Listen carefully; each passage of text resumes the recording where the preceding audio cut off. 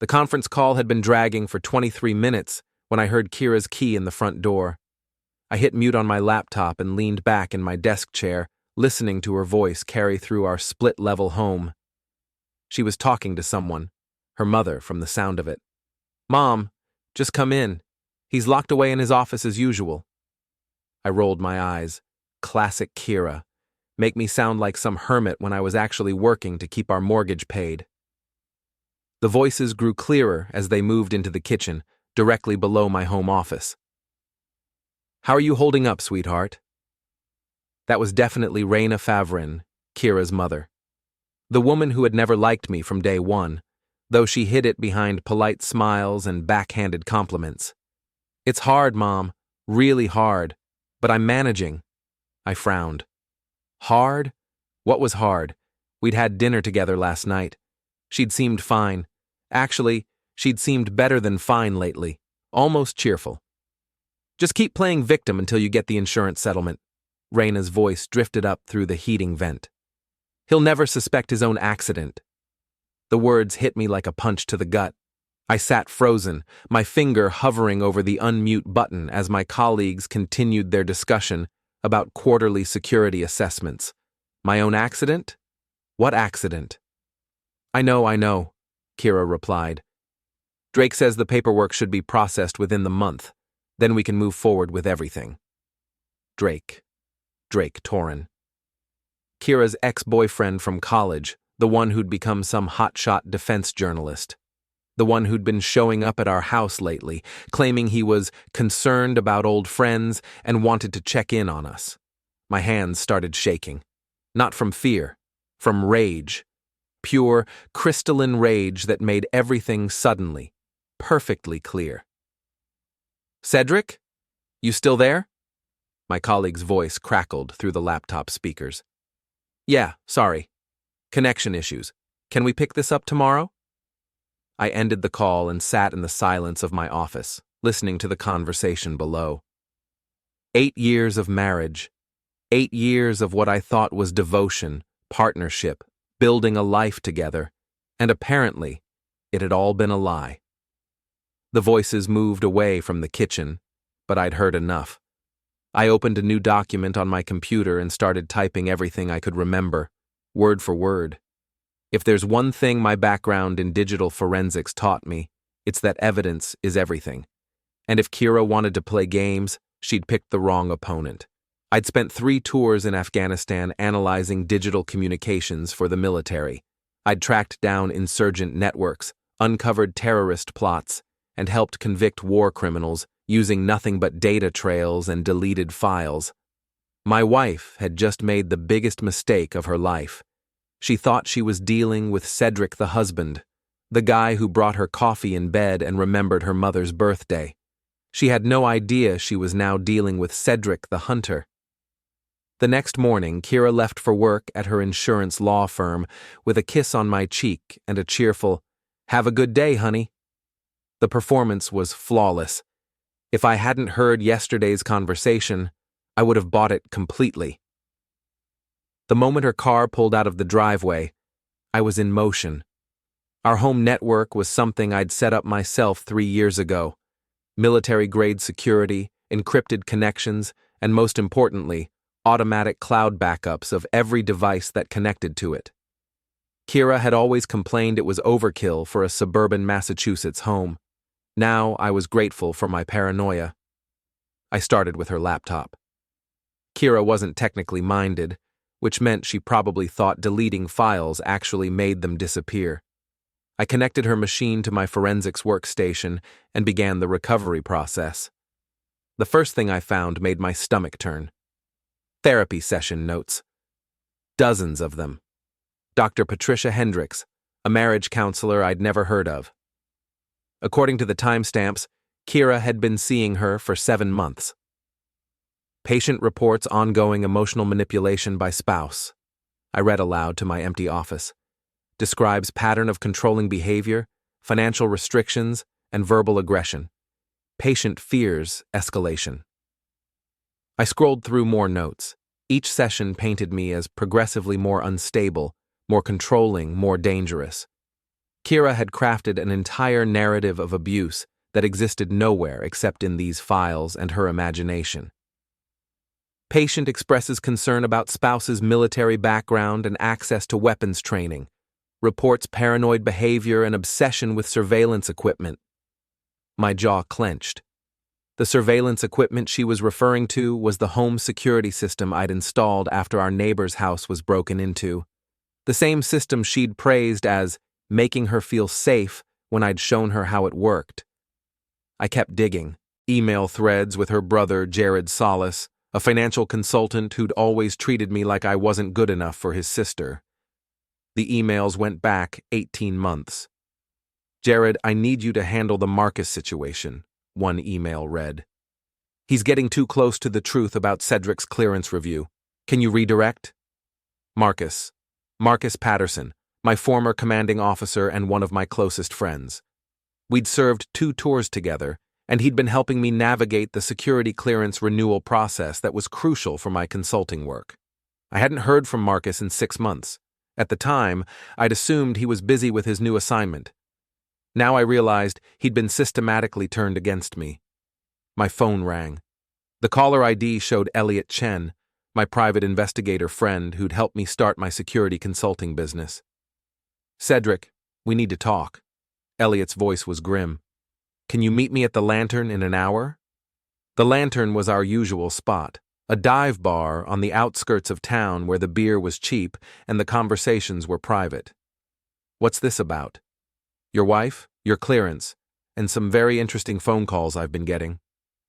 I saved my work and encrypted the files. Whatever Elliot had discovered, it was going to be bad. But I was starting to realize that bad news was just confirmation of what I already suspected. My entire life had been built on lies. The drive to the Lantern gave me time to think. Kiera's car accident 6 months ago had been the turning point. She'd been driving home from work when her car allegedly skidded off Route 2 during a rainstorm. She'd been unconscious when the paramedics arrived, suffered a concussion, and spent 3 days in the hospital. The insurance payout had been substantial, nearly $50,000 for medical expenses and pain and suffering.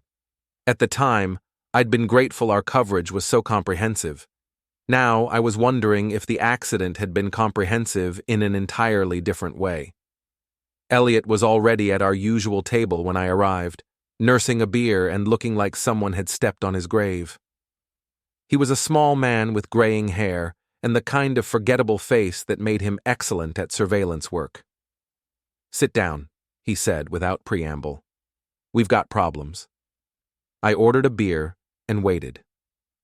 3 weeks ago, I got a call from Brent Marrow, Elliot began.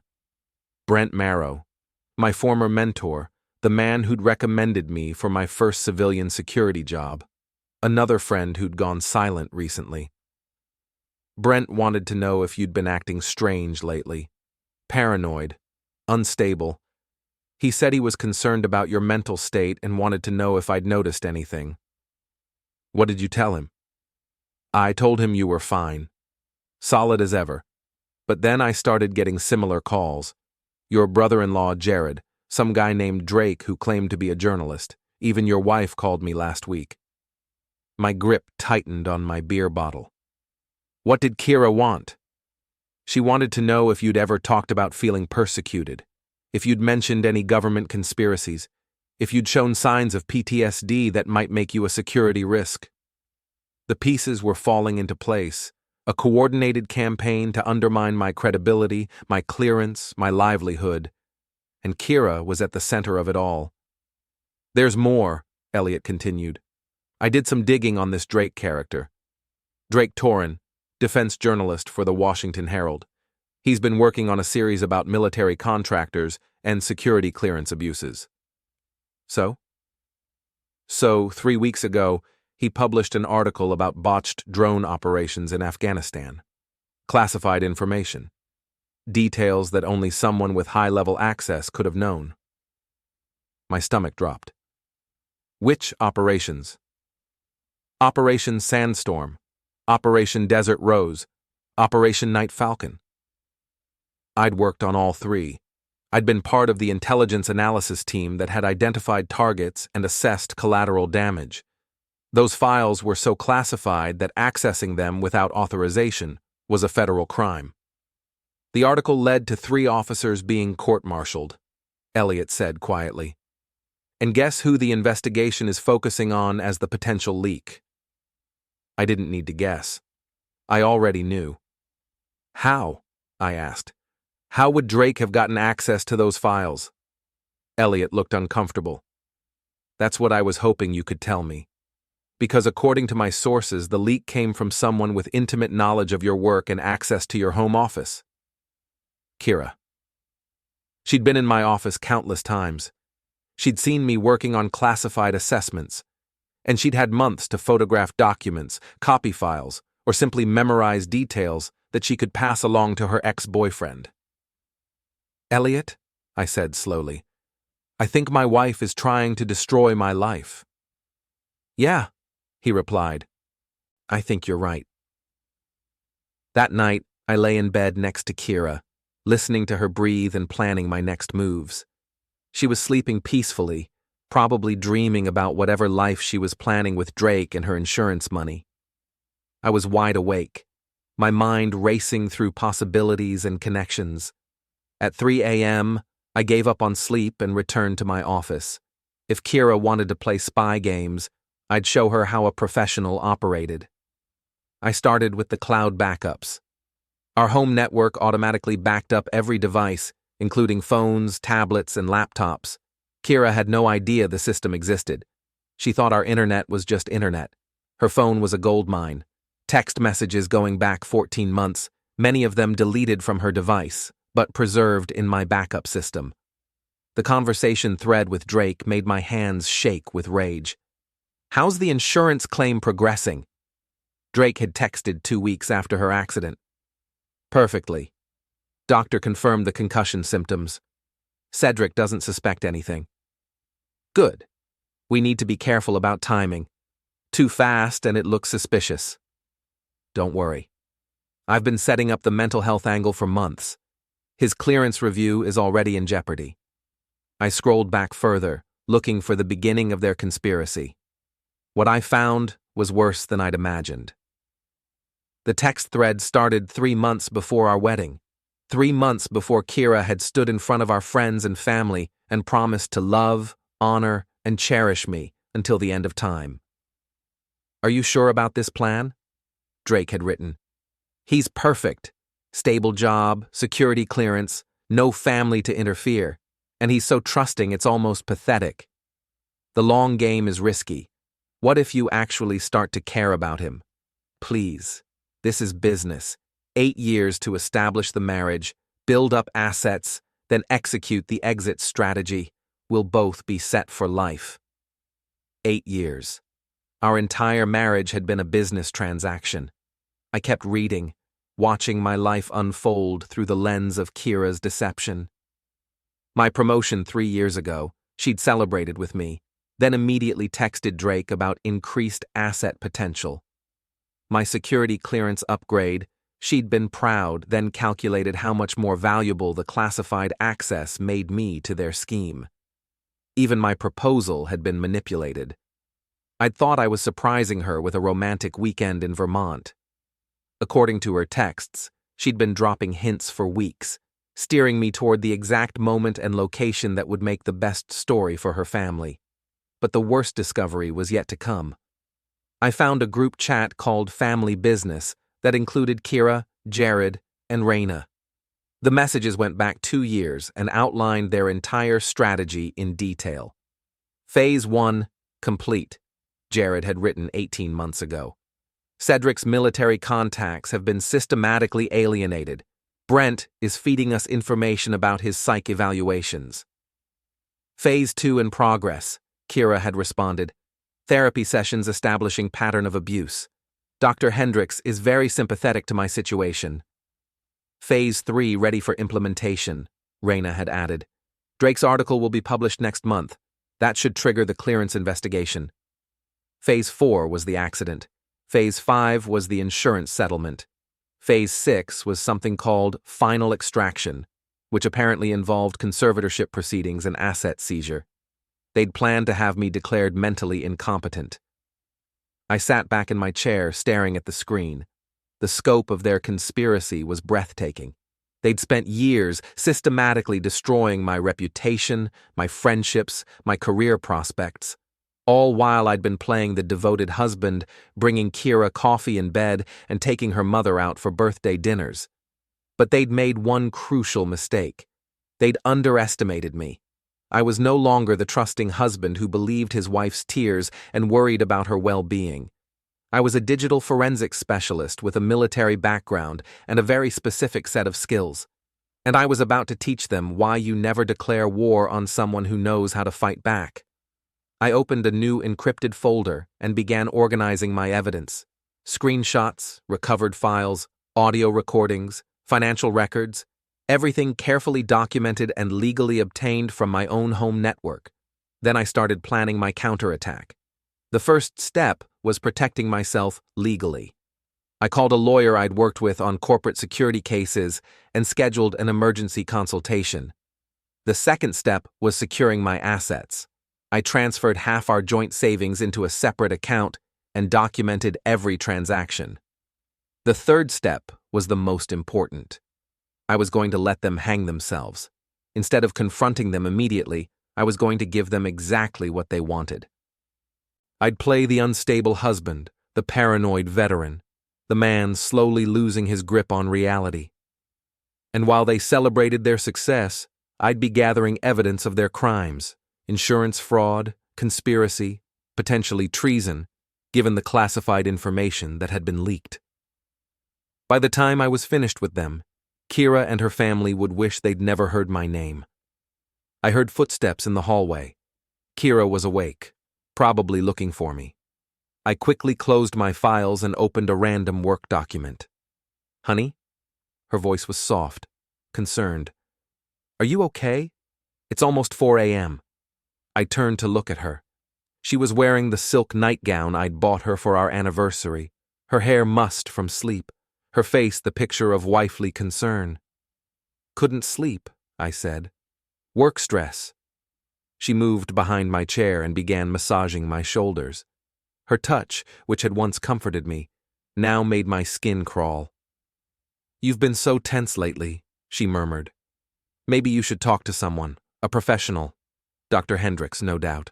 The therapist who was already building a case file about my alleged instability."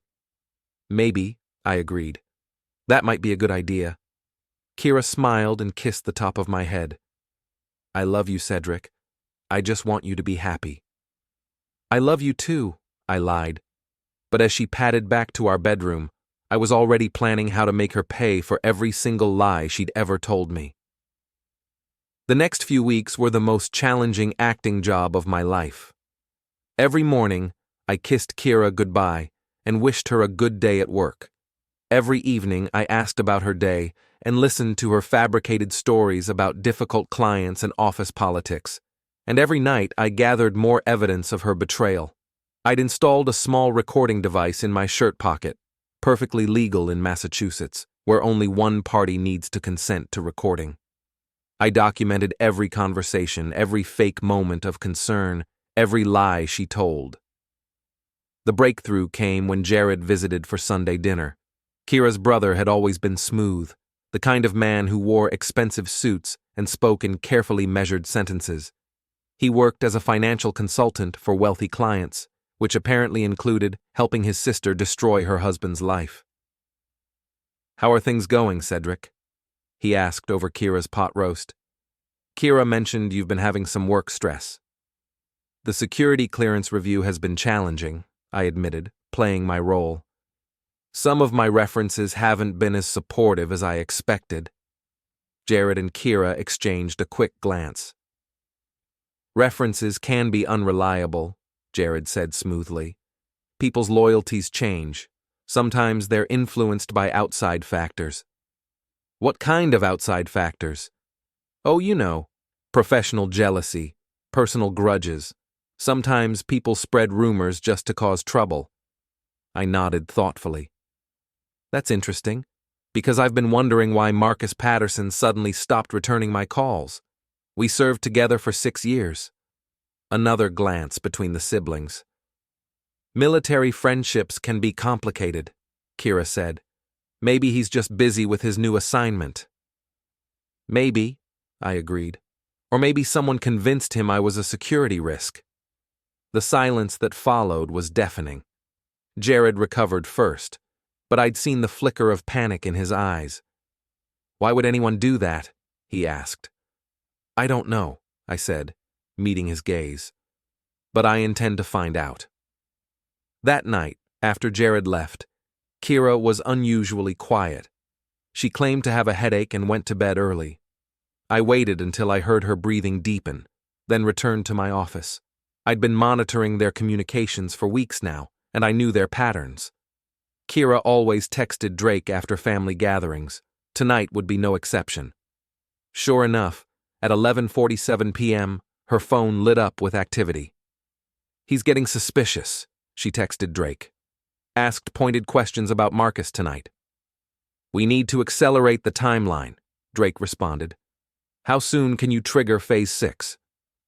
Dr. Hendricks says I have enough documented sessions to support a competency hearing, but we need an incident, something that demonstrates he's a danger to himself or others. Leave that to me. I have an idea. I screenshotted everything and added it to my evidence file. Phase 6 was the conservatorship. They were planning to have me declared mentally incompetent so Kiera could seize control of our assets. But what incident was Drake planning? And how far were they willing to go to destroy me? I didn't have to wait long to find out. 2 days later, I came home from a client meeting to find police cars in my driveway. Officer Janet Rodriguez met me at my front door. Mr. Fallon? We received a report about some concerning behavior. Can we talk? Of course. What kind of report? Your wife called this morning. She said you'd been making threats against a journalist named Drake Torin. She was worried you might do something violent. My heart pounded, but I kept my voice steady. That's interesting. What kind of threats? According to the report, you've been claiming Mr. Torin is part of some conspiracy against you.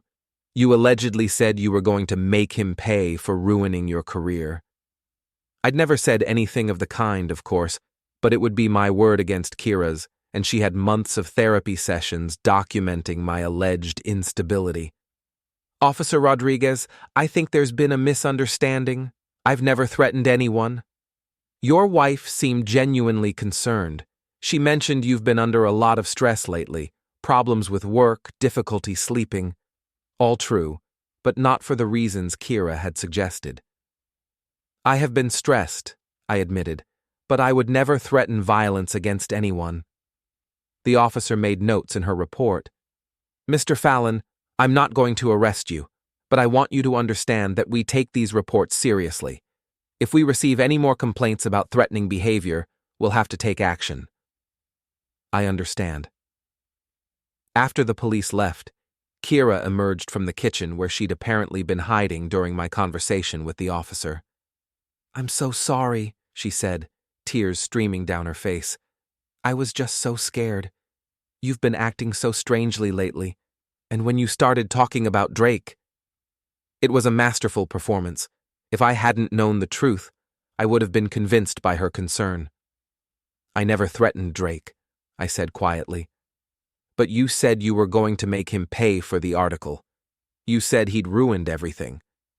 I'd said no such thing, but arguing would only make me look more unstable. I think I should talk to that therapist you mentioned, I said instead. Kiera's face lit up with relief. Dr. Hendricks is wonderful. She's helped me understand so much about what you're going through. What I was going through. Not what was being done to me, but what I was apparently doing to myself. That night, I made a decision. The passive evidence gathering was over. It was time to go on the offensive. I had everything I needed to destroy them. Financial records, communications, proof of the insurance fraud. But I wanted more than just legal victory. I wanted them to experience the same helplessness, the same betrayal, the same crushing realization that their entire world was built on lies. I wanted them to feel exactly what they'd put me through, and I knew exactly how to do it. Dr. Patricia Hendricks had an office in a converted Victorian house downtown, all warm lighting and comfortable furniture, designed to make people feel safe enough to reveal their secrets. I sat in her waiting room, mentally rehearsing my performance. The appointment was Kiera's idea, of course. She'd made the call herself, explaining to Dr. Hendricks that her husband was finally ready to seek help for his paranoid delusions and violent tendencies. "Mr. Fallon?" Dr. Hendricks was a middle-aged woman with kind eyes and a gentle voice. "Please come in." Her office was exactly what I'd expected: diplomas on the walls, tissues strategically placed, a notebook where she undoubtedly recorded every word for Kiera's legal case. "Your wife is very concerned about you," she began. "She's shared some troubling incidents." "I'm sure she has," I said. "Kiera's always been perceptive." Dr. Hendricks made a note. "She mentioned you've been having paranoid thoughts, believing that people are conspiring against you." "It's not paranoia if it's actually happening," I replied, then immediately looked embarrassed.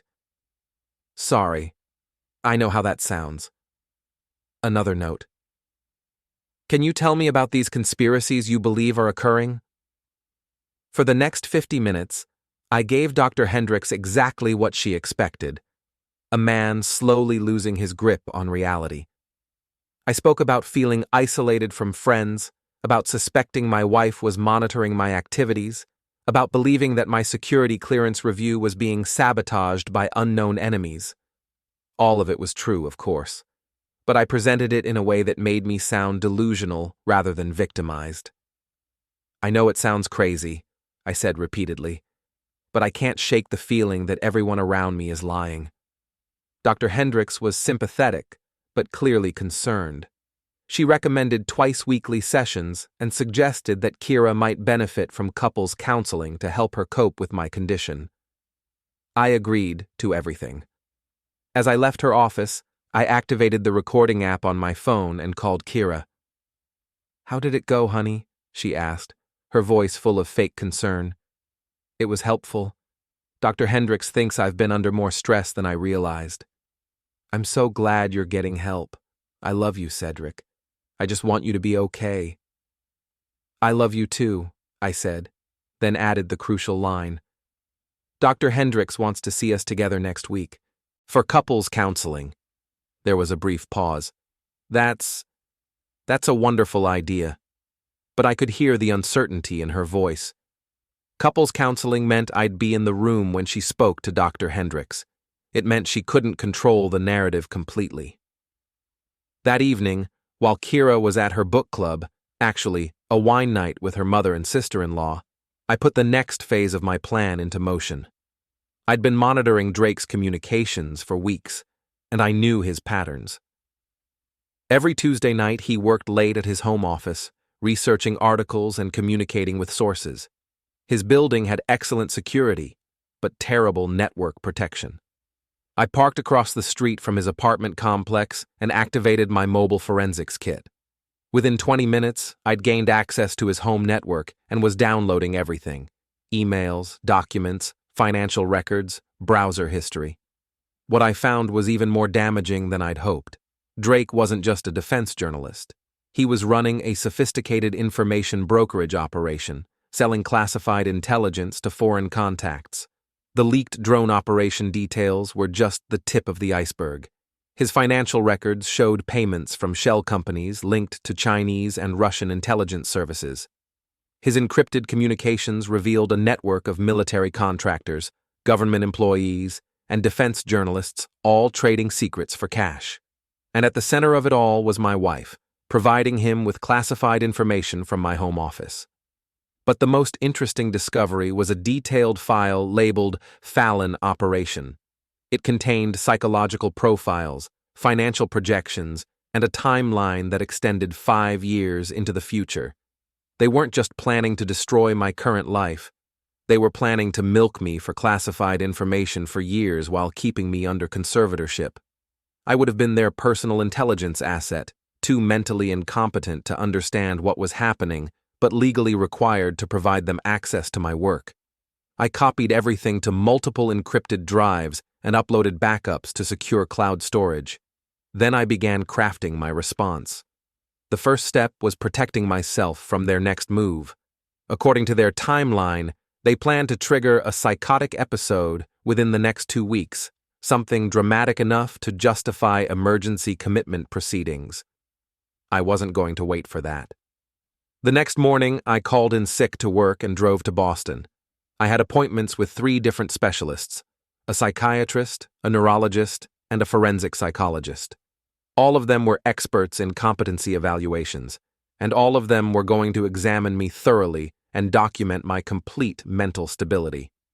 By the end of the day, I had 3 independent medical opinions stating that I showed no signs of mental illness, paranoid ideation, or psychological instability. The reports would be admissible in any legal proceeding. I also met with a federal prosecutor I'd worked with on terrorism cases. Agent Sarah Martinez listened carefully as I outlined the espionage operation I'd uncovered, providing her with copies of Drake's communications and financial records. "This is substantial," she said after reviewing the evidence. "We can move on this immediately." "I need you to wait," I told her. "Give me 1 week to handle the personal side of this situation, then you can arrest everyone involved." Agent Martinez frowned. "Cedric, if these people are selling classified information to foreign governments, we can't delay. The damage is already done. 1 more week won't matter. But I need time to protect myself from the conservatorship proceedings they're planning." She agreed reluctantly, but made it clear that my window was limited. That evening, I returned home to find Kiera cooking dinner and humming softly to herself. She seemed unusually happy, which meant their next move was probably imminent. "How was your day, honey?" she asked, kissing my cheek. "Good. Productive. I think I'm starting to feel more like myself." "That's wonderful. Dr. Hendricks said therapy can really help with paranoid thoughts." "She's right. I'm beginning to realize that some of my suspicions were probably just stress-related." Kiera's smile widened. "I'm so relieved to hear you say that." But as we sat down to dinner, my phone buzzed with a text from an unknown number. "Tomorrow night. The Lantern. Come alone, or everyone finds out about your classified work." I showed the message to Kiera, who gasped in apparent shock. "Who would send something like that?" she asked. "I don't know," I said, "but I think I should call the police." "No," Kiera said quickly. "I mean, maybe we should think about this. What if it's related to your work? What if involving the police makes things worse?" I pretended to consider her advice. "You might be right. Maybe I should just ignore it. Or," she said carefully, "maybe you should go. Find out what they want. It might help you get some closure." Of course she wanted me to go. The meeting was probably part of their plan to trigger my supposed psychotic break. "I'll think about it," I said. But I'd already made my decision. I was going to that meeting, and I was going to give them exactly the confrontation they wanted, just not the one they were expecting. The Lantern was busier than usual for a Thursday night, which was perfect for my purposes. I arrived 30 minutes early and positioned myself at a corner table where I could see the entire bar. My phone was recording, I had a backup device in my jacket pocket, and Agent Martinez had a surveillance team positioned outside. Drake arrived exactly on time, scanning the room with the nervous energy of someone who knew he was in over his head. He'd brought backup, 2 men I didn't recognize, probably private security or hired muscle. But the real surprise was when Kiera walked in 5 minutes later. She spotted me immediately and hurried over, her face a mask of concern and confusion. "Cedric? What are you doing here? I got a text saying you were in some kind of trouble." The performance was flawless. If I hadn't known the truth, I would have believed she'd been lured here just like I had. Drake approached our table, his expression carefully neutral. "Cedric, thanks for coming. I don't think we've been properly introduced," I said, though I feel like I know you pretty well. Kiera looked back and forth between us. Drake? What's going on? Why did you text me about Cedric being in danger? Because he is in danger, Drake said, sitting down without invitation. From himself. The two security men positioned themselves at nearby tables, trying to look casual but obviously ready for trouble. Explain, I said. Drake pulled out a tablet and activated the screen. 3 months ago, you began exhibiting signs of severe psychological breakdown, paranoid ideation, social isolation, increasingly erratic behavior. He swiped through what appeared to be a medical presentation, complete with charts and documentation. Your wife has been trying to get you help, but you've resisted treatment. Meanwhile, you've been compromising classified information, either deliberately or through negligence. Another swipe revealed photographs of documents from my home office. These are classified drone operation reports. They were leaked to foreign intelligence services. The FBI investigation has identified you as the primary suspect. Kiera gasped, her hand flying to her mouth. Cedric, no. Tell me this isn't true. I had to admire the choreography. They'd created a complete alternate reality where I was the traitor, the unstable veteran who'd snapped under pressure and started selling secrets. That's a very compelling story, I said. There's just one problem with it. Drake frowned. What's that? I pulled out my own tablet and set it on the table. The FBI already knows who really leaked those documents. I activated the screen, showing the first page of Drake's financial records. 17 payments over 8 months, totaling $400,000. All from shell companies linked to foreign intelligence services. Drake's face went pale, but he tried to maintain his composure. Those are fabricated. Are they? I swiped to the next screen, showing encrypted communications. Here's your conversation with a Chinese intelligence officer about Operation Sandstorm, and here's your payment confirmation. Kiera was staring at the screen in apparent shock. Drake, what is this? It's not what it looks like, Drake said quickly. Cedric's been setting me up. He's been using his access to frame me for his own crimes. I almost laughed at the audacity of it. Even caught red-handed, he was trying to flip the script. That's creative, I said. But here's where your story falls apart. I swiped to a new screen showing the family business group chat. Phase 1 complete. Cedric's military contacts have been systematically alienated, I read aloud. Phase 2 in progress. Therapy sessions establishing pattern of abuse. Phase 3 ready for implementation. Drake's article will trigger the clearance investigation. Kiera's face crumpled. Where did you get this? From your phone, from your laptop, from your cloud backups. I looked directly at her. Did you really think I wouldn't notice that my own wife was spying on me? The bar around us had gone quiet. Other patrons were starting to stare, sensing drama but not understanding the stakes. Drake stood up abruptly. This is insane. Kiera, he's having a complete break from reality. Sit down, I said quietly. We're not finished. Something in my tone made him hesitate. The security men started to move closer, but I held up my hand. I wouldn't do that if I were you. See that woman at the bar? The one in the blue jacket? That's FBI agent Sarah Martinez. And those 2 men by the door? Also federal agents. Drake's eyes darted around the room, finally recognizing the surveillance team. You're under arrest for espionage, conspiracy, and treason, I continued. All of you. Kiera was shaking her head frantically. Cedric, please, I can explain everything. Can you explain why you married me under false pretenses? Can you explain why you've been systematically destroying my life for 8 years? Can you explain why you committed insurance fraud with your fake car accident? Her mouth opened and closed without sound. I stood up and looked down at both of them.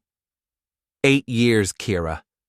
8 years of my life that you stole from me. 8 years of lies and manipulation and betrayal. My voice was rising, and I could feel the attention of everyone in the bar. You wanted to play victim? You wanted to paint me as the unstable one, the dangerous one. Congratulations, you succeeded. Because right now, looking at you, I feel more dangerous than I ever have in my life.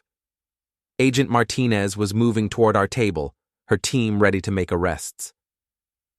But here's the beautiful thing about the truth, I said, my voice dropping back to normal volume. It always comes out eventually, and when it does, everyone gets to see who the real villains are. I pulled out my phone and showed them the screen. This entire conversation has been recorded and transmitted to the FBI. Every word, every admission, every lie you've told in the last 20 minutes. Kiera started to cry, real tears this time, not the crocodile tears she'd been using to manipulate me for years. Cedric, please, I'm sorry, I'm so sorry, we can work this out. No, I said simply. We can't. Agent Martinez reached our table. Drake Torrin, Kiera Fallon, you're under arrest for conspiracy to commit espionage and violation of the Espionage Act. As the handcuffs clicked into place, I felt something I hadn't experienced in months. Peace. The nightmare was over. The truth was out. And for the first time in 8 years, I knew exactly who I could trust. Just myself. I watched as they led my wife and her accomplice away, their carefully constructed world crumbling around them. The other bar patrons stared in shocked silence, trying to process what they'd just witnessed. I finished my beer and left a 20 on the table. Outside, Agent Martinez approached me. Good work, Cedric. We'll need your testimony for the prosecution. Whatever you need, I said. What will you do now? I looked up at the night sky, clear and full of stars I hadn't noticed in years. Start over, I said. Build a life based on truth instead of lies. Any regrets? I thought about it for a moment.